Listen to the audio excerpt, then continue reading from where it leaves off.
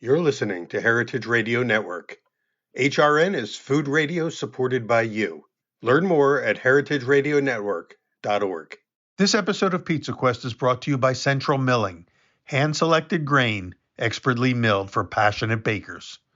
Central Milling is the farmer, the miller, and the baker working together to preserve American farmland for tomorrow while providing the highest quality flour and grains for the bakers of today. Dating back over 150 years, Central Milling is built on generations of knowledge, and they know that premium flour starts at the source.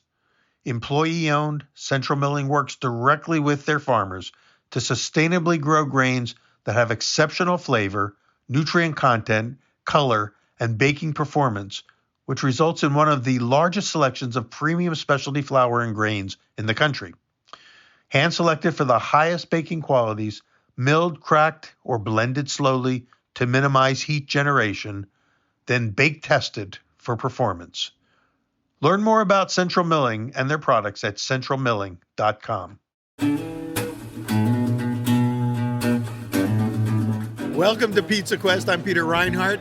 I'm at the International Pizza Expo. We've been meeting a whole lot of people over the last few weeks. You're hearing episodes that we've recorded here. And right now, I'm with three dynamos in an important new sector of the pizza world called Women in Pizza. So let me introduce them. I got Stephanie Swan, who is well, I'm just going to go from my right to left. Alexandra Mortati, aka Ozzy, and Laura Meyer, who I know for a number of years. She's featured in my new book, Pizza Quest. One of her recipes is in there. I've known her for years for when she was Tony Gimignani's right-hand person at Tony's Pizzeria, and now has her own place. So we're going to hear all about Laura's new pizzeria in, are you in Oakland? Is that where you're? In Berkeley. Okay. There's a fine line between Berkeley and Oakland, yeah. But the last time we talked, and you were on Pizza Quest before, you were talking about opening your own place, but you weren't there yet. Now you are. Yes, it's only been open for 4 days. 4 days. And you were able to break away already? You trust your staff enough to come to Pizza Expo? Oh, no. But we're closed Monday and Tuesday. So you got a little break there, yeah. So how much hardened can they do in the, Exactly. There's only so much they can break. What's the name of the new place, Laura? Pizzeria Da Laura. Da Laura. Da Laura. And what's going to be the focus of it? The focus is primarily pan styles. Pan-style pizza? So we're doing Sicilian, Detroit, and Grandma, and then, of course, including New York. Got to have the classic round, everyone knows and loves. So it's been an interesting ride so far. Wow.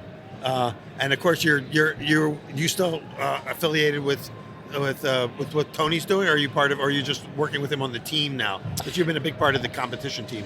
Yeah, I'm still a part of the team. We still do a lot together, but I'm doing my own You're solo on your own project, now. and then You graduated. I'm on my You're own. out of the nest. Yeah. Oh my gosh. Yeah. Well, he should be very proud.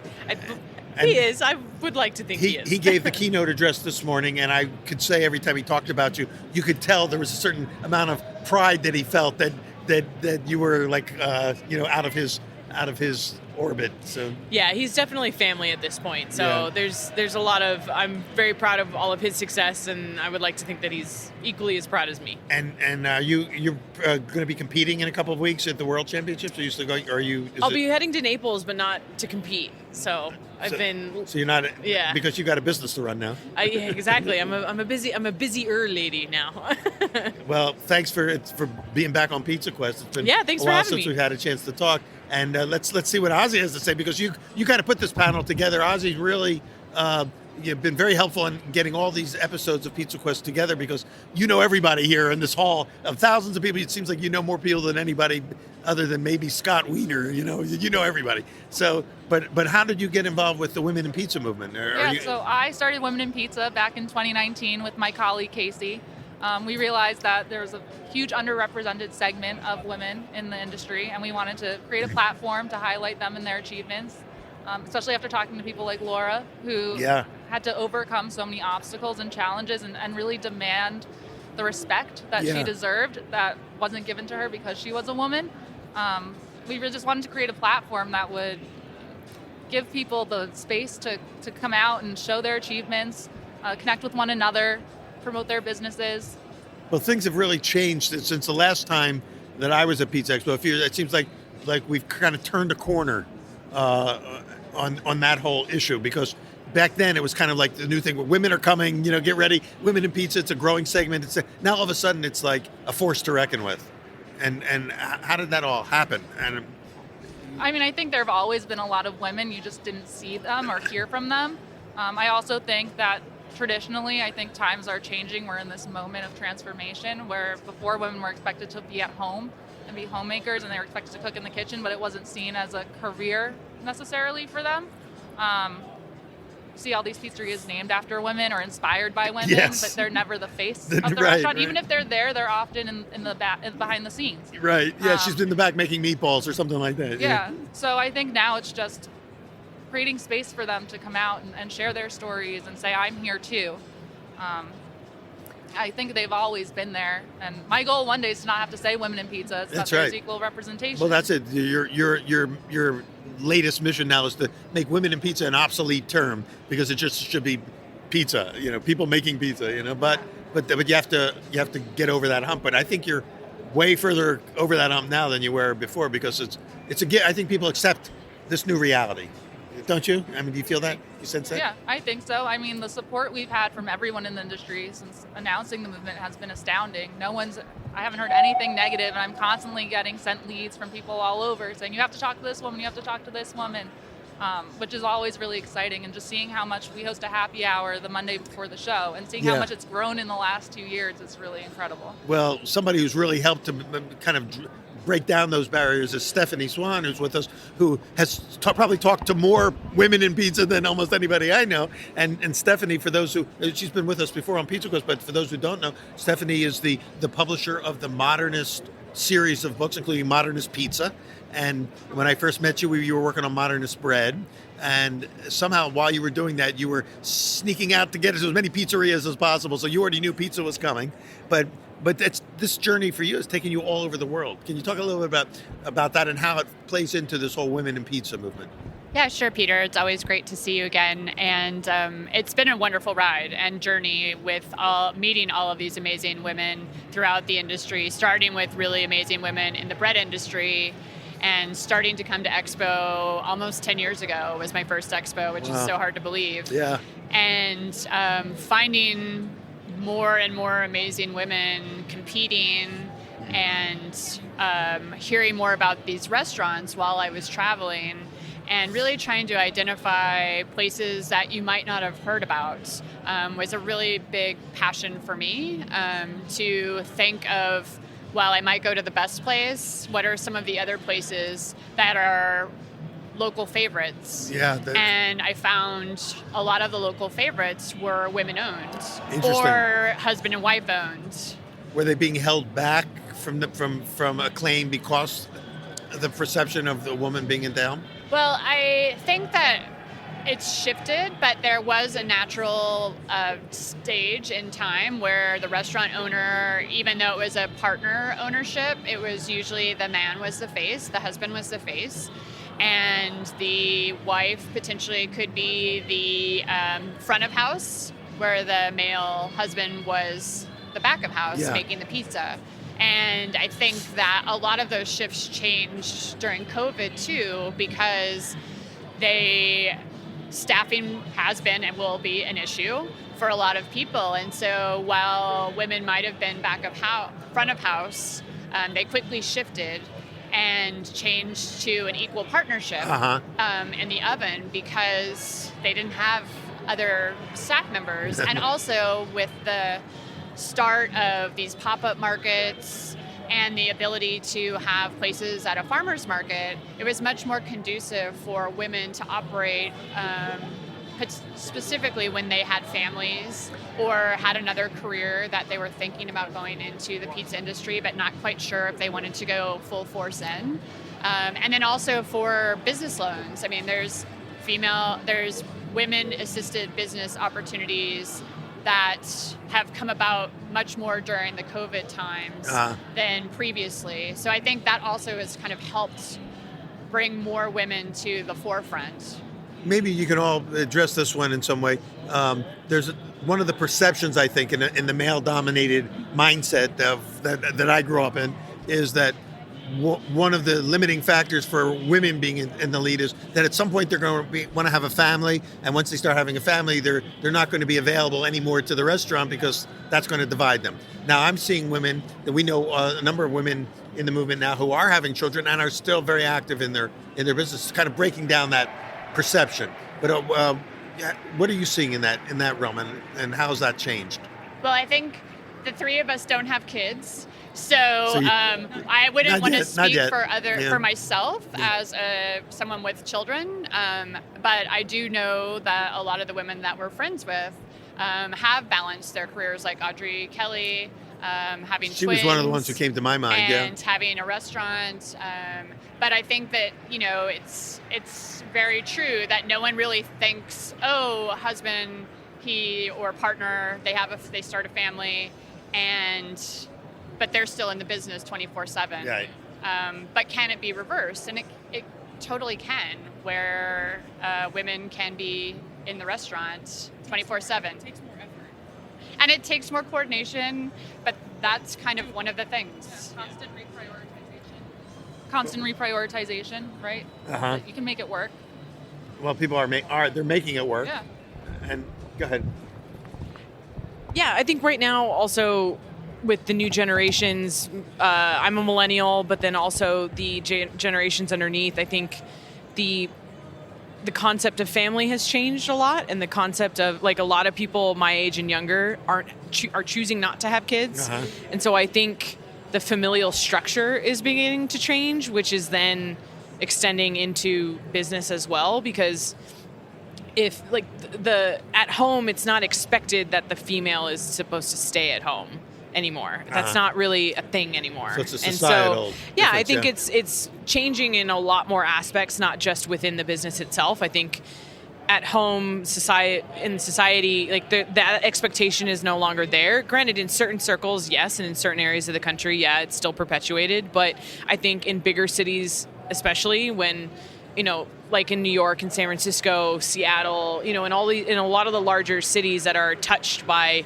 more international, the structure has changed. Familial structure has changed, and women aren't expected to stay at home and raise children, or even just be stay-at-home wives. Uh-huh. It's not really a thing anymore. And I think, yeah, there's a lot more to it for women. Like, I would love to have kids, but I know that for me to do both, it's going to require a lot more effort. And obviously, having kids is not just a time constraint. There's a lot more to it, just physically. So yeah, but I think because it's not really... And financially as well. But I think, especially for me as an owner, like, I'm the sole owner of my restaurant. Yeah. It is an expectation that I will be there, for myself, that I will be there whether I have kids or not. So... But so right now, especially with the new restaurant, that's got to be your highest priority. And then who knows what the future may bring. Yeah, of course. But I also, didn't make the decision to open a restaurant lightly. I knew going into it exactly what was going to be expected of me, especially for the type of restaurant that I wanted for myself. I wasn't going to build something just to then hand it off to somebody else to run. And so I knew that going into it, and I also know that if and when I ever do have children, that's not going to change for me. My ambition career-wise is not going to change because I have other things that I want as well. Well, your name is right on the sign, so Yeah. Like you said, you're a business owner, which I think is amazing and wonderful, because it is everything that you want it to be. And I think that's the amazing thing with what women are doing now, is that they are not only moving to the forefront, that you're seeing them, but these businesses are now being shaped and run the way a woman would like to have maybe had in their previous time as a business. I know for myself too, you have more options, you have more idea of work-life balance. What are some of the things that you see in restaurants that are owned and run by a woman or women, that would differentiate them in sort of style and approach? Well, I think for me, Sarah Minnick from Lovely's 50/50. Sarah was a chef before and owned a successful French restaurant in Portland with her partner at the time. And when they broke up, they had kids, and both Sarah and her sister really wanted to have a family feel and restaurant. And so Sarah and her sister decided to open up Lovely's 50/50. Yeah. And they kept the days and the hours amicable for them to also raise their children on their own. And I think that is one of the things that's beautiful about having these women come in and say, you know what, I don't want to run this like I might have had for my last 2 decades or career. I want to do this the way I want to. So I'm not open Monday, Tuesday, so that I can be at the restaurant Wednesday through Sunday and do what I want to do and have a passion for it. But I'm not killing myself, and I won't have to suffer, my family won't have to suffer either. And I think that's one of the beautiful things now, is that's why pop-ups work. That's why doing farmers markets work for women, is you can kind of carve out what you want to do and then go into your own restaurant. I mean, you did the pop-up market too on your own, and I think it was amazing to see your name on something, first of all, but also to do something that you really wanted to do. I would say that what I've heard a lot also is communication. Like the way they communicate in the restaurant with their employees tends to be different, because they communicate the way that they always wish that people had treated them. Yeah. So it's changing the culture in a sense. Restaurant culture. It's saying like I'm going to respect you and treat you the way that I always hoped that I would have been treated, and even if I wasn't necessarily treated that way, I'm not going to replicate that and ever treat somebody that way. But restaurants are very tough and intense business. It can bring out the worst in people. It's certainly not, you can't go into it not expecting to have stressful, confrontational moments. What happens, and are women able to, meet that under the perfect conditions? They're bringing this, sensibility that you just described. But what happens when things, when it hits the fan and you're having a bad day and people are on each other, and is there a different way that women tend to, without stereotyping it, that women tend to manage those kinds of stressful moments?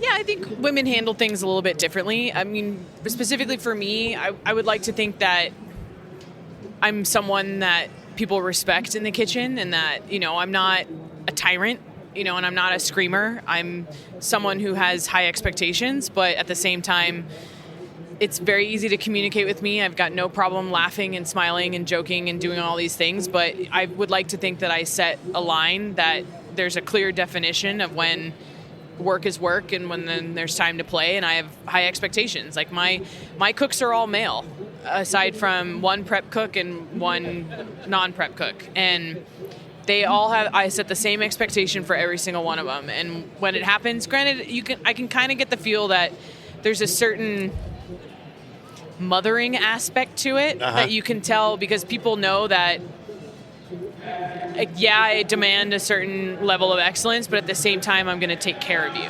And the men who work for you don't have any problem taking direction from you? No, but you're also not going to last if you don't.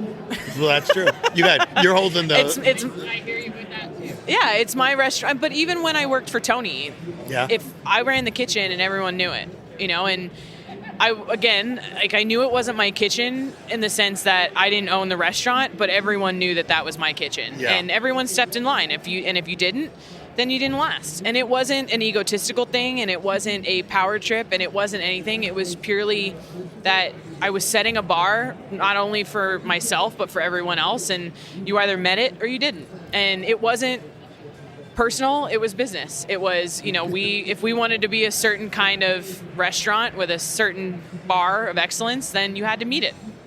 And that was it. And it was, I made sure to take care of everyone that was on staff. If you had a bad day, like just the other day, I've been open for 4 days, and one of my pizza cooks came to me and asked me if he could go home early on day 3 because his finger hurt. And I kid you not, like he legitimately approached me and asked me to go home early because his finger hurt. And it's one of those things where I'm looking at you like, really? Really? Yeah. I was going to say, finger, really? You serious? But at the same time, how much does it hurt? Yeah, but at the same time, like, what am I going to do? Like, if you're telling me, if you have the balls to come to me and tell me your finger hurts, then I'm going to let you go, you know. Day 365 after 2 days. Yeah, but at the same But- time, it also builds the kind of relationship where he knows that he can come to me and I'm going to hear him. You're And not I'm going to respect him, the Yeah. fact that he was able to you're not communicate gonna with me. demean him because Yeah, he- and I'm probably going to pause and stare at you and like give you the, but I also gave him the opportunity. Like, he asked me, and I repeated the question back to him and pretty much said, "Do you need to go home?" Like that. This is not, will you let me go home? Because my answer's no for your finger. But if you're telling me that you need to go home, then I will let you go. It's one of those, like, you can't lump that on me on day 3 when we have a line around the clock Yeah. that I'm going to freely let you go home because your finger hurt. It's more of are you telling me you need to leave and you Yeah. are unable to be here? If And- that's the case, then I hear you, go home and I will figure it out.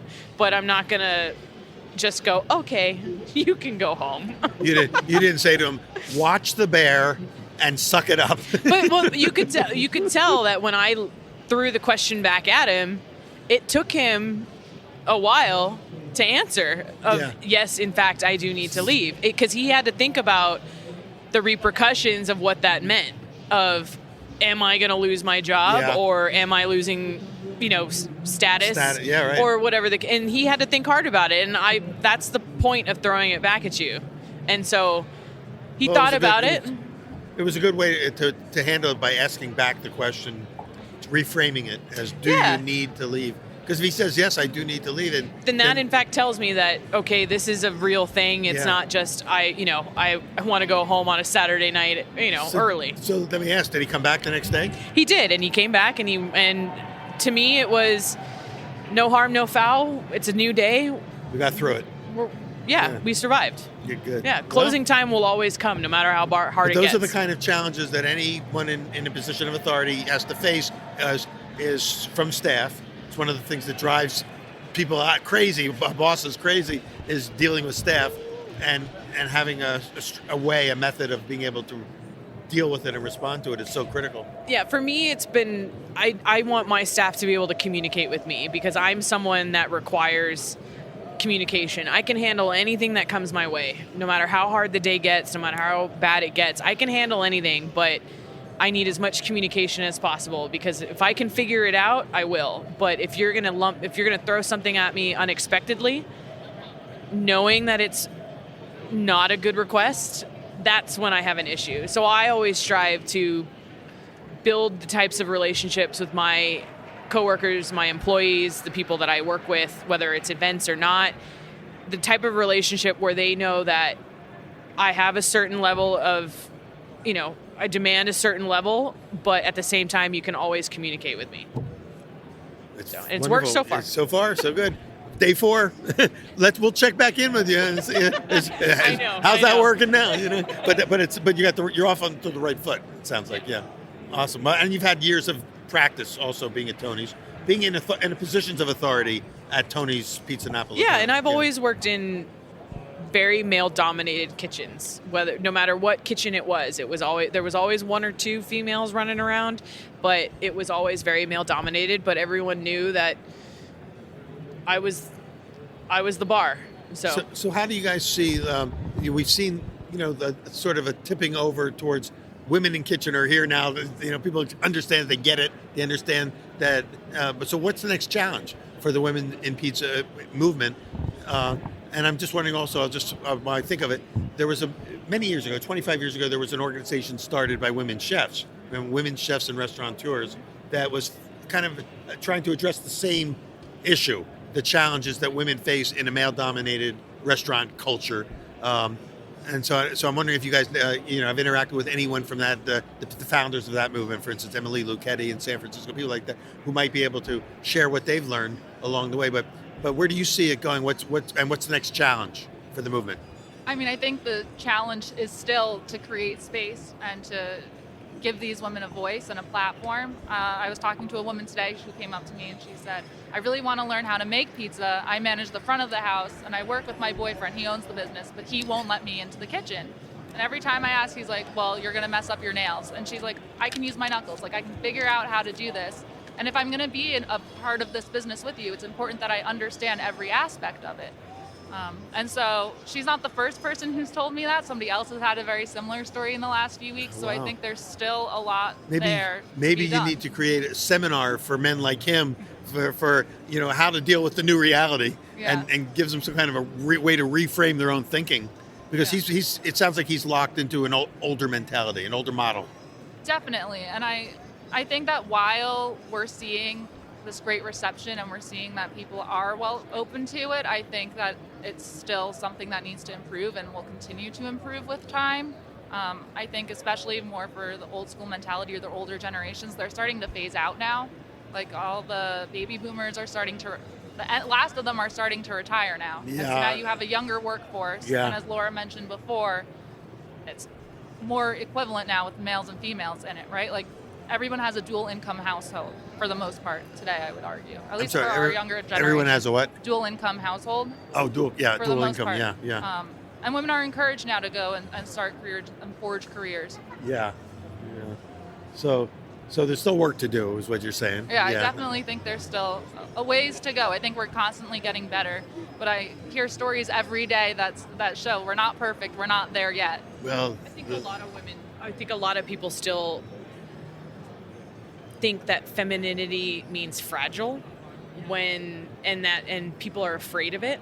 People are in kitchens, especially because it's loud, it's dirty, it's crude, it's hot, it's messy, and I think a lot of people just assume that femininity means fragile. Like if I'm wearing makeup, if I'm wearing nails, if I'm wearing perfume, if I have my hair done, they assume that if I look feminine or if I act feminine, then it means that I'm not willing to jump in and be dirty. When in fact, that's not the case. It's the opposite, yeah. Because beauty is pain, man. Embrace it. Embrace it. Well, and I think to add on to what both Laura and Ozzy said was that, you have a younger generation now that have women in pizza as inspirations, as motivators, as peers.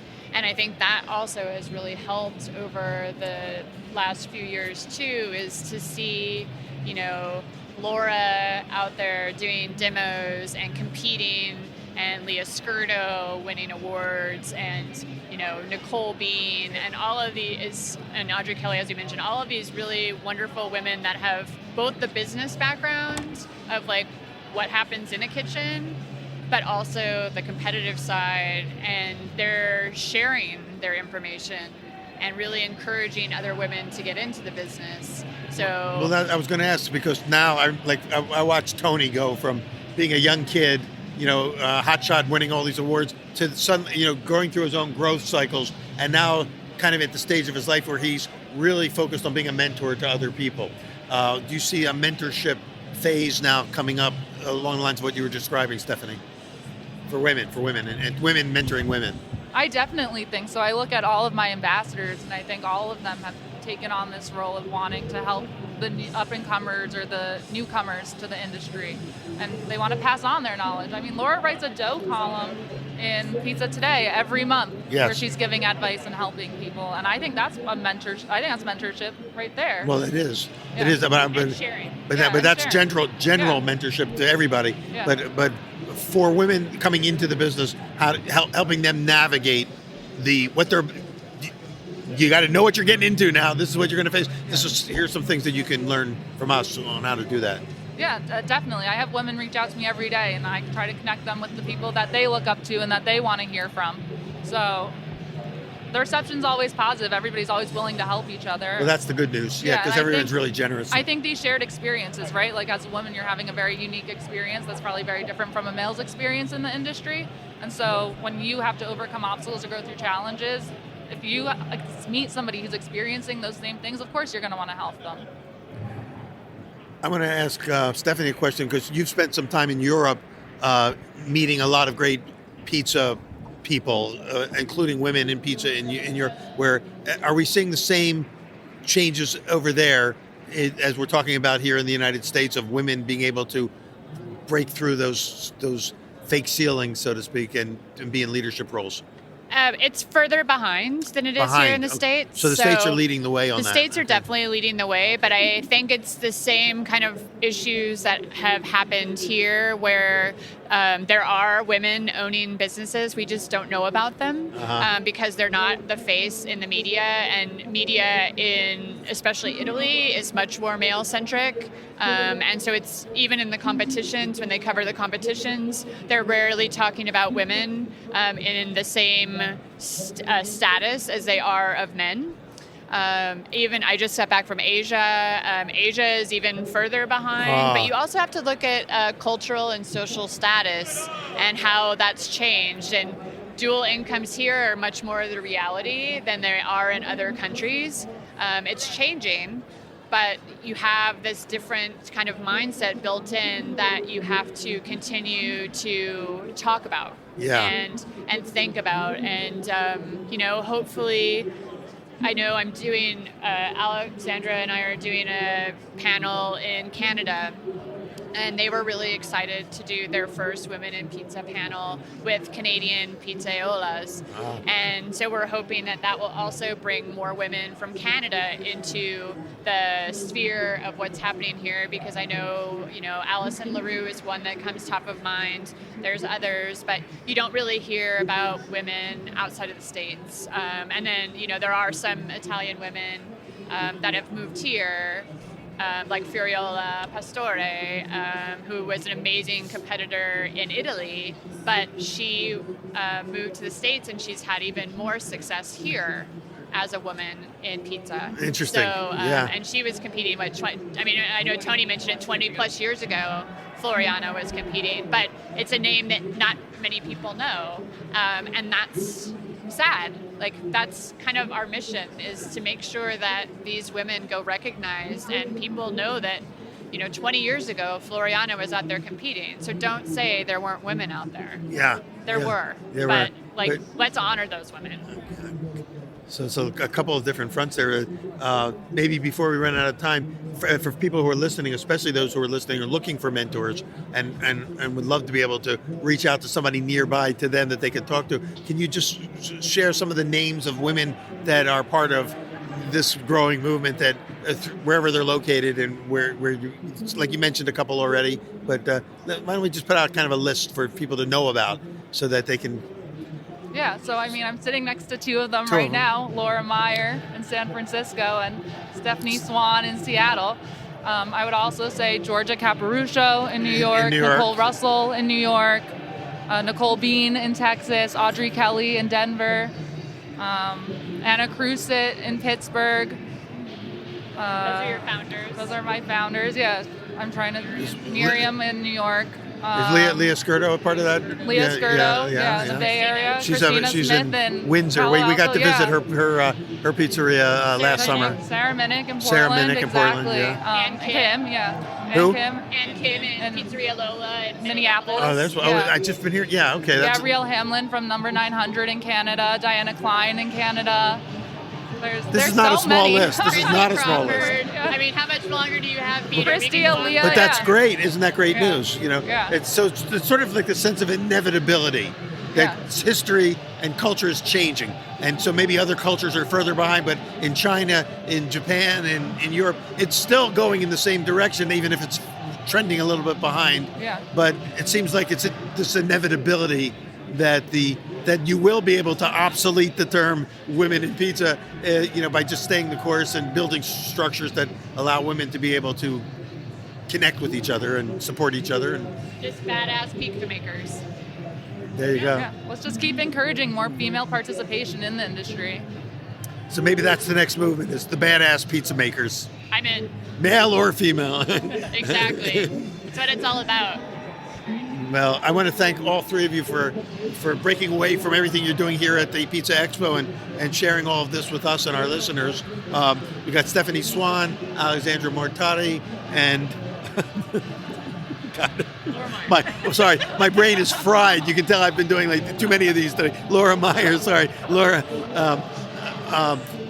Laura, are you doing any presentations here at the show? Or are you judging, or? I did one earlier today on par bake versus non-par bake pan pizzas, and then We've got a Women in Pizza panel later on today. Women in Pizza panel, okay. Yeah. I'm kind of all over. I'm only here for one day, so cramming it in. You got a business to get back to. I know. Tomorrow we've got the Women in Pizza Power Hour at the Women in Pizza Power Hour at the Orlando Foods booth from 12 to 1. So basically, And it'll be a women you're building a takeover. sense of community with this. Instagram Live. And we're going to IG Live it, so please, anyone that's around that wants to make pizzas with some amazing women, come on down. Yeah. Follow the movement on social media. Join the movement on the website. Yeah. Women in Pizza is the name of the movement. Yep. At Women in Pizza, womeninpizza.com. Pretty straightforward. Yeah. And join us for our IG Lives every Wednesday. Wednesday. Yep. So. Awesome. Well, again, thank you for being part of this. Thank you for for everything that you're doing, and I'm really looking forward to staying tuned in to how things unfold for all this. And thank you. You guys put on a great party last night, gathering a whole lot of people here at Expo to a nice social hour to kind of kick this thing off. So, And thanks. most importantly, thank Alexandra here because she started it. Yes. Yeah, but I couldn't do it without these There. two wonderful women sitting next Very to me. humble. So. She's a hard time taking compliment. We appreciate it. But we keep pushing them on her. and you're setting a good standard for everybody else to follow. So thank you so much. Thank you. And thank all of you for listening to Pizza Quest today. We'll see you on the next episode, and I'll see you throughout Pizza Expo the next couple of days. Thanks again. Thank you for joining us for this week's episode of Pizza Quest. A number of the conversations you will hear this season were recorded over a 2-day period during the 2023 International Pizza Expo held in Las Vegas, Nevada. These recordings would not have been possible without the help of many people and our generous underwriters, but I'd like to take a moment now to especially thank some of the unsung heroes. My Pizza Quest partners, Jeff Michael and Brad English, our HRN recording producer, Liam Werner, as well as HRN's Matt Patterson and Joanna Garnett-Reipold, and also Alexander Mortati of Orlando Foods, who organized and coordinated the schedules of many of our guests to get them to our recording table throughout the expo. Thank you to all of you. Pizza Quest is powered by Simplecast. Thanks for listening to Heritage Radio Network, food radio supported by you. Keep in touch at heritageradionetwork.org/subscribe.